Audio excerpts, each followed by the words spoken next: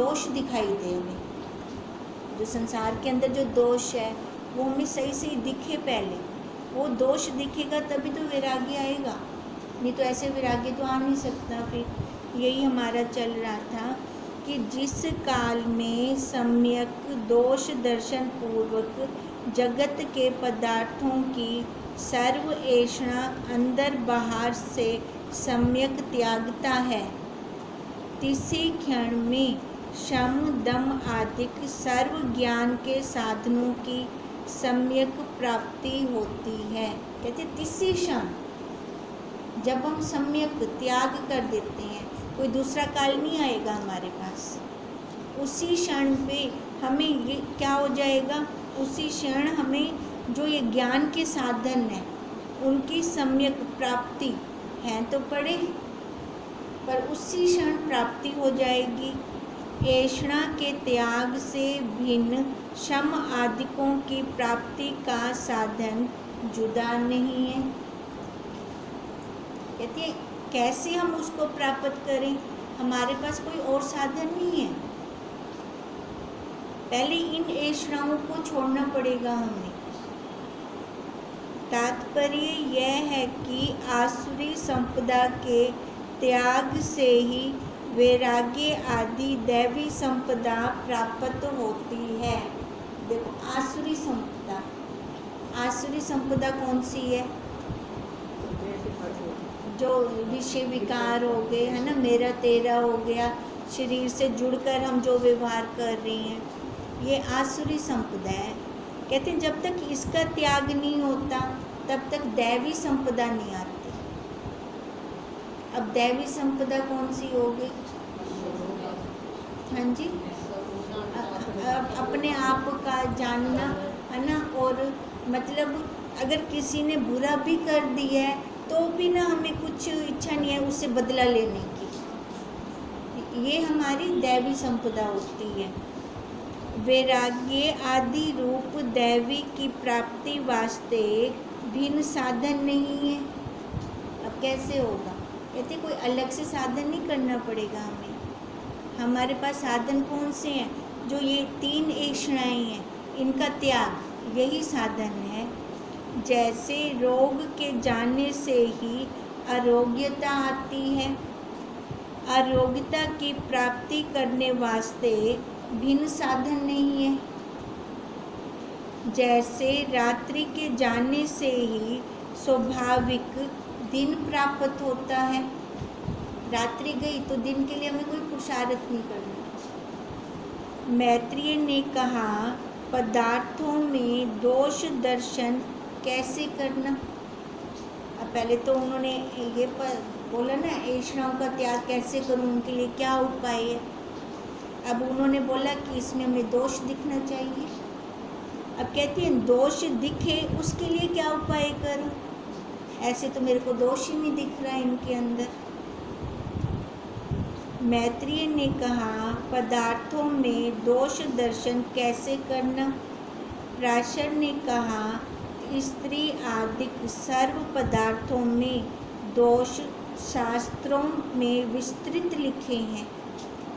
अब देखो स्त्री पुत्र घर परिवार, इसमें दोष दिखे हमें। दोष क्या है, मोह, मोह ही हमारा सबसे बड़ा दोष है। ये नहीं होगा कि हम इन सब का त्याग करके जंगल में जाके बैठेंगे, ऐसे दोष नहीं देख सकते। उनके बीच में रहकर, जैसे आकाश हर जगह है फिर भी असंग है ना, कौन सी ऐसी जगह है जहाँ आकाश ना हो, आकाश होते हुए भी फिर भी वो असंग है। अब ऐसी हम भी संसार के अंदर, संसार तो हमें ना लिए है साथ में ना, तो इसके होते हुए भी हमें इससे कोई रहे ना, मोह ना रहे, कोई हमारी चिपक ना हो। घर परिवार के अंदर अब उनको छोड़ के तो नहीं जा सकते ना, रहना भी वही है, काम भी वही करना है। जैसे गुरुदेव कहते हैं खटखट होएगी तो पानी आएगा, हम कहीं खटखट बंद हो जाए फिर पानी आए तो पानी नहीं आएगा, पानी भी बंद हो जाएगा। अब यही कह रही हैं कि प्राशर ने कहा स्त्री आदि सर्व पदार्थों में दोष शास्त्रों से में विस्तृत लिखे हैं, यहाँ कुछ कहने का प्रयोजन नहीं है। क्या बोले हैं, सारे शास्त्रों में बता ही रही हैं, परंतु संक्षेप से कहते हैं, हे मैत्रेय, सतचित आनंद निज स्वरूप से पृथक सर्वनाम रूप दृश्य पदार्थों में असत जड़ दुख रूपता भली प्रकार देखें। एक तो है अपना सच्चित आनंद निज स्वरूप, इससे जुदा जितने भी पदार्थ हैं वो सारे दुख रूप हैं। इससे जुदा जितने भी, अब इस पदार्थों में शरीर भी आ गया, अब शरीर से ज़्यादा अति निकट तो और नहीं है ना कुछ भी। घर परिवार बच्चे पति ये बाद में आते हैं। अब देखो इतना जब कह दिया ये सारा दुख रूप है। इससे जुदा जितना नाम रूप दृश्य पदार्थ हैं वो असत्य हैं, जड़ हैं, दुख रूप हैं। ये भली प्रकार हमें दिखे, जैसे ही जाननी इसका नाम ही दोष दर्शन है। भी ऐसे हम जान जाएं, इनका नाम ही दोष दर्शन है। अब इनका नाम मतलब माँ, पत्नी, बहन है ना। अगर बहन बन के व्यवहार कर रही हूँ तो दोष है, पत्नी बन के व्यवहार कर रही हूँ तो दोष है, माँ बन के व्यवहार हो रहा है तो दोष है। अब दोष हमने औरों में थोड़ी देखनी है, दोष हमने कहाँ देखनी है, अपने में देखनी है। अगर कुछ बन के व्यवहार होता है तो देखो फिर वहाँ दुख भी आता है ना। बनी हूँ मैं, बनने के साथ दुख है, बनना बनावट है, उसने थोड़ी बनाया है हमें। हे शिष्य, देह आदिक सर्व अनात्म पदार्थों में आत्म बुद्धि, देह आदिक सर्व अशुचि पदार्थों में शुचि बुद्धि। देह आदिक सर्व अनात्म पदार्थों में हैं तो सारे अनात्म शरीर वाले हैं, पदार्थ हैं, इनमें हम सही आत्मिक बुद्धि कर लें, सबसे बड़ा दोष है ये। हैं ये सारे अशुचि, पवित्र थोड़ी है। शरीर को नहला धुला के रखो, फिर देखो 5 मिनटों में फिर से गंदगी निकाल रहे है ये अशुचि, और इसको हम शुद्ध माने, पवित्र माने। देह आदिक सर्व अनित्य पदार्थों में नित्य बुद्धि करें, ये दोष दिखा रही है हमें।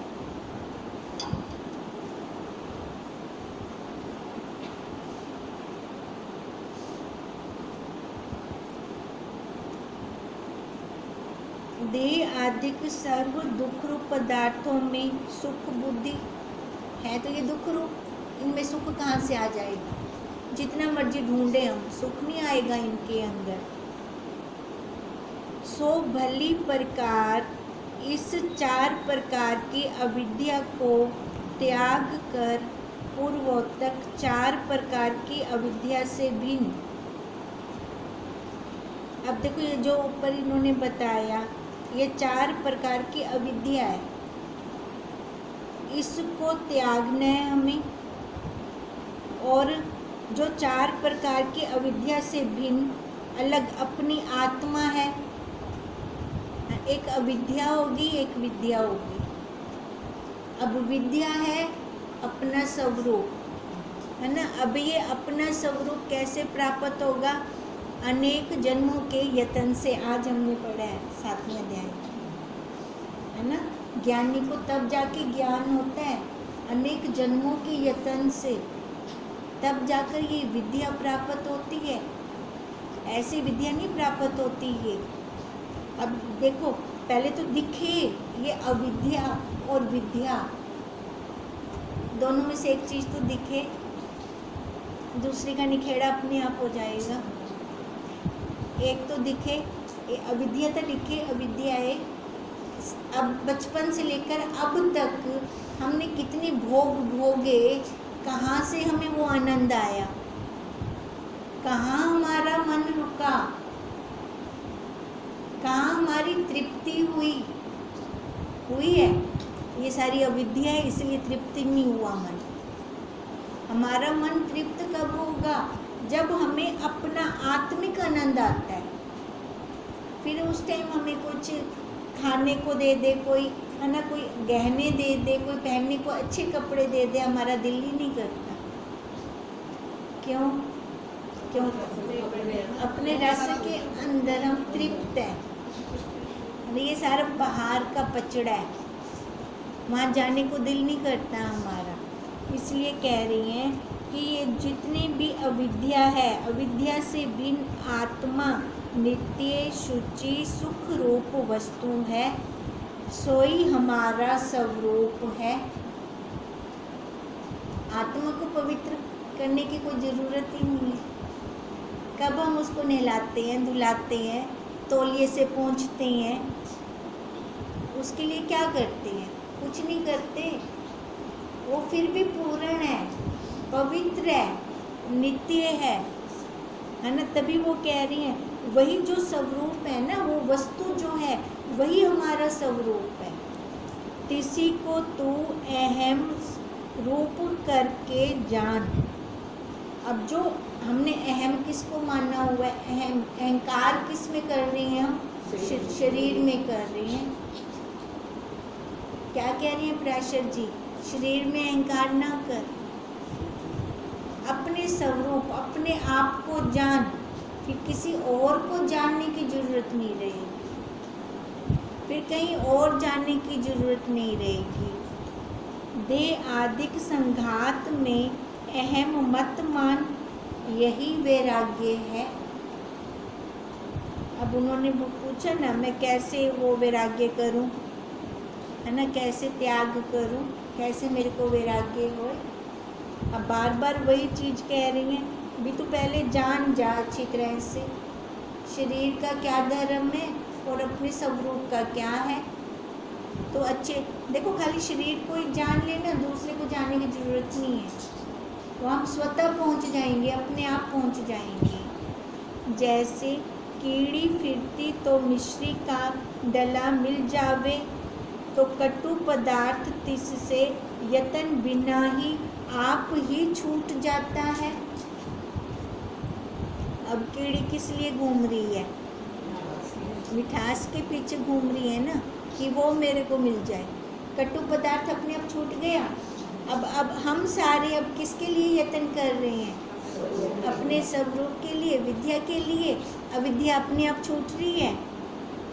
तैसे सुख रूप आत्मा को जब तूने अपना आप जाना, तो दुख स्वरूप प्रपंच बलात्कार से छूट जावेगा।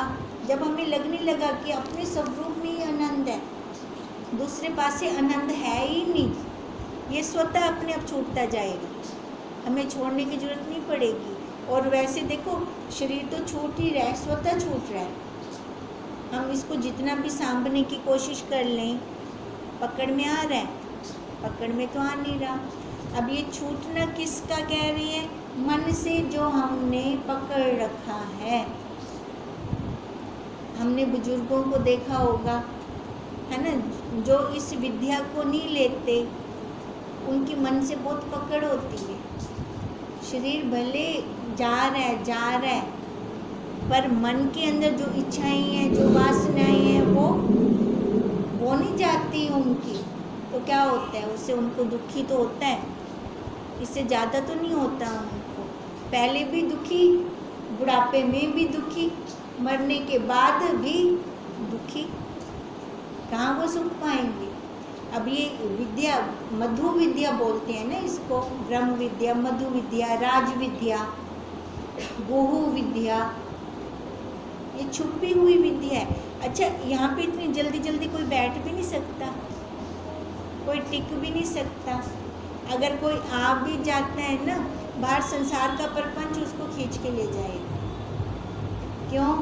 क्योंकि अभी ये गहरे में नहीं गई। जब तक ये गहरे में नहीं जाती ना, तब तक शरीर से तो बैठा दिखेगा हमें यहाँ पर अंदर से बाहर का प्रपंच अच्छा लग रहा होगा। अब इसलिए अब बार बार मैत्रेय जी को क्या कह रहे, ये दिखे हमें शरीर, ये शरीर दिखे, ये अविद्या का है, ये हमें दिखे, दिख के इस बुद्धि के अंदर समझ आ जाए। और अपने स्वरूप के लिए हमें क्या करना है, कुछ करना है, करन दी लोड़ ही कहनी, खाली विचार, खाली ज्ञान, खाली विचार, विवेक, इतना चलना है बस। ये बलात्कार छूट जाएगा, क्योंकि सुख में ही सबकी प्रवृत्ति होती है, दुख में नहीं, है ना। हम सारे ही सुख चाहते हैं।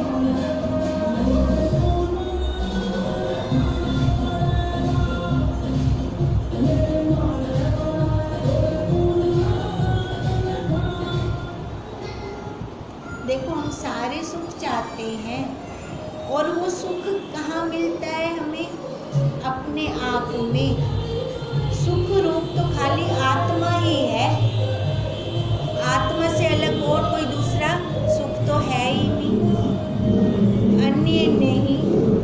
यही सर्व शास्त्रों का सिद्धांत है। क्या सिद्धांत है?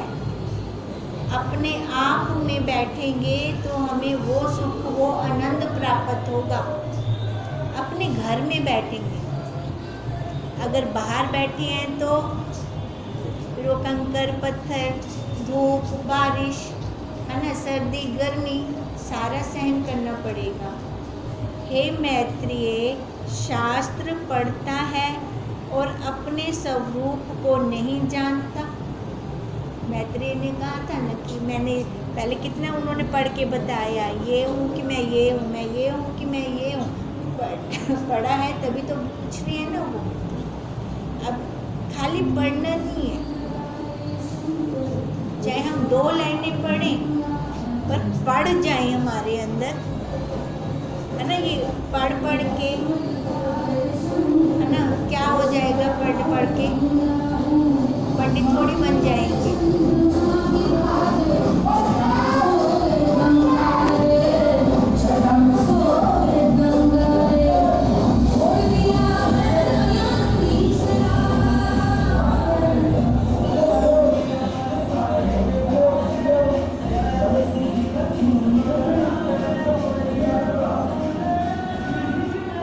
हे मैत्रेय, शास्त्र पढ़ता है और अपने स्वरूप को नहीं जानता तो पढ़ना निष्फल है ना। पढ़ लिया हमने और हमने बीच में से कुछ निकाला ही नहीं, हमने ऐसे पढ़ा जैसे नावल पढ़ते हैं, हमें क्या असर होगा फिर। एक पढ़ा और अपने स्वरूप को हमने जाना नहीं तो पढ़ना निष्फल है। और जान लिया, एक बार हमने अपने स्वरूप को जान लिया, फिर पढ़े, फिर भी निष्फल है ना। दोनों निष्फल हो गए ना। जैसे कोई पुरुष फूस से धान नहीं निकालता, पुनः पुनः पराल कूटता है तो मिथ्या परिश्रम करता है। खाली उसको कूटे जा रहा है धान को, उसके अंदर से निकाल ही नहीं रहा चावल, तो उसका परिश्रम तो व्यर्थ हुआ ना।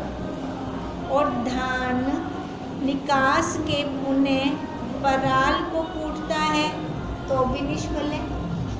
और अगर वो धान निकाल लेता है उसमें से, फिर उसको कूटता है, फिर भी निष्फल है। अब क्या कह रहे हैं, को जानने के बाद अगर नहीं जानते तो हाँ, फिर भी निष्फल है। अब धान तो निकाल ली, फिर पढ़ने की क्या जरूरत है ना। वो फिर धान निकाल ली, फिर उस फूस को कूटते रहे, फिर भी निष्फल है। बिना निज तत्व जाने भय रूप से निष्फल है। देखो बिना निज तत्व जाने, अब है तो सारा निज तत्व के ऊपर, अपने स्वरूप के ऊपर। जो भी वार्तालाप हो रही है पराशर जी की, मैत्रेय जी की, क्या बता रहे हैं वो? अपने आप को बता रहे हैं ना, बाहर के पदार्थों का नहीं वर्णन हो रहा है यहाँ पे। कहते हैं अब ये सारा निज तत्व को नहीं जानते तो ये भय रूप से निष्फल है। शास्त्र का भी ऋण आ गया हमारे ऊपर। हे मैत्रेय, तेरी भी मुक्ति होनी कठिन है। क्यों? तेरी भी मुक्ति होनी कठिन है। क्यों कह रहे हैं पराशर जी ऐसे? शरीर पे बैठा हुआ है और इतना बुद्धि के अंदर भर रखा है ना, इतने शास्त्रों को भर रखा है। शास्त्र पढ़े हैं पर अंदर नहीं पढ़े, है ना। जैसे बुक्स पढ़ के हम रीडिंग करके वो हमें एक एक पेज पे भी लाइन याद हो जाती है, इस पेज पे ये लाइन है, इस पेज पे ये लाइन है, पर उसका अर्थ ही ना पता हो तो वो हटानी भी तो मुश्किल है जब समझ ना आए तो। अब वही कह रही हैं, हे मैत्रेय, तेरी भी मुक्ति होनी कठिन है, क्योंकि तेरी बुद्धि पुराण शास्त्रों में लग रही है। ठीक है। आपको तो पंडित परमहंस सर्व से बड़ा मानता है। अपने आप को विद्वान माना ना, पढ़ पढ़ कर, है ना। ये भी मेरे को ज्ञान है, ये भी ज्ञान है। अब तभी तो कहा तेरी भी मुक्ति होनी कठिन है। और अन्य को तू मूर्ख जानता है, क्योंकि गुरु और सत्य शास्त्र में तेरी भक्ति नहीं। अब देखो, गुरु और सत्य शास्त्र में अगर हमें श्रद्धा हो तो उनका एक वचन भी, एक महावाक्य भी हमें लग जाएगा। वहाँ पे हम किंतु परंतु नहीं करेंगे।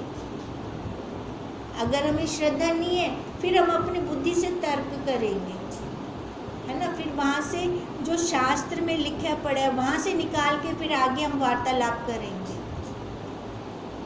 तुझको स्वरूप प्राप्त होना कठिन है।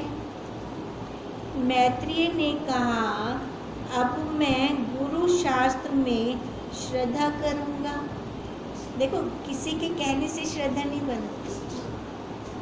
श्रद्धा तो अपने अंदर से आनी चाहिए।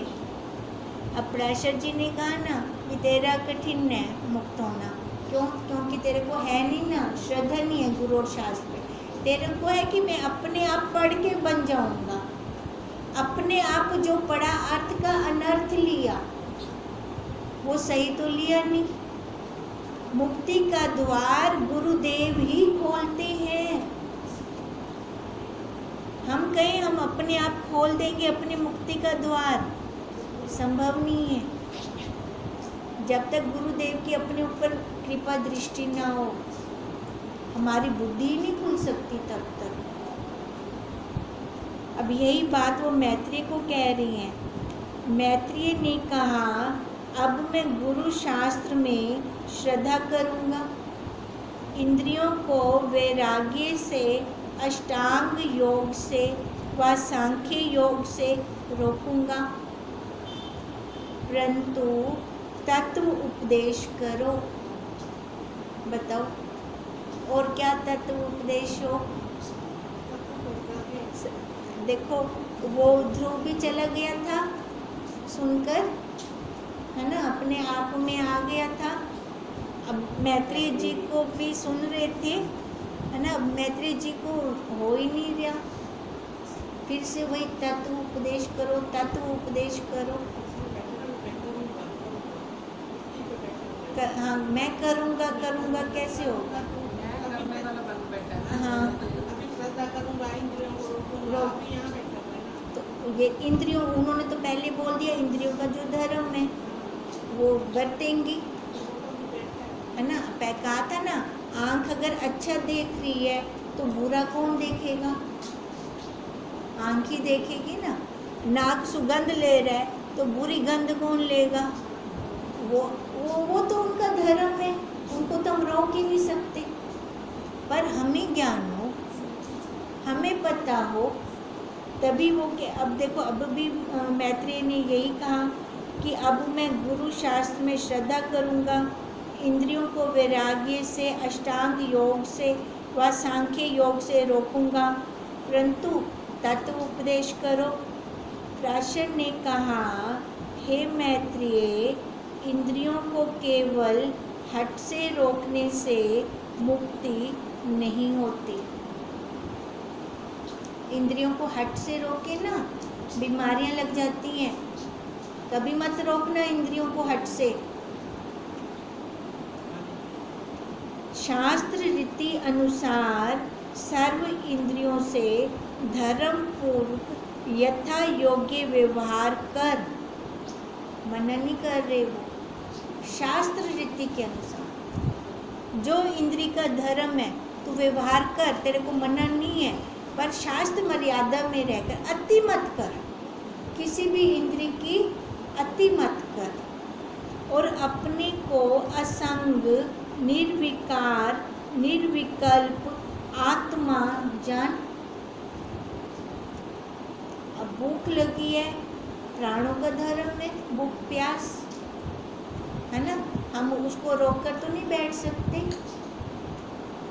जब कुछ नाक के अंदर कुछ कण या कुछ बाहर का ओपरा चला जाता है तो वो छींक आती है, छींक को कभी रोकना मत। मैंने बहुतों को देखा नाक बंद कर लेते हैं, वो फिर बाहर नहीं जाएगा, अंदर बीमारी क्रिएट करेगा। बाथरूम को रोकना मत, अंदर बीमारी हो जाएगी। और खाने के बाद बाथरूम जाना बहुत ज़रूरी है। खाने के बाद जब भी हम कोई रोटी वगैरह लेते हैं, है ना, तो जाना चाहिए। तब हट से रोकना नहीं। जो वायु निकलती है, अपान वायु, चार के बीच में बैठी हैं, हट से रोक लो, कभी मत रोकना।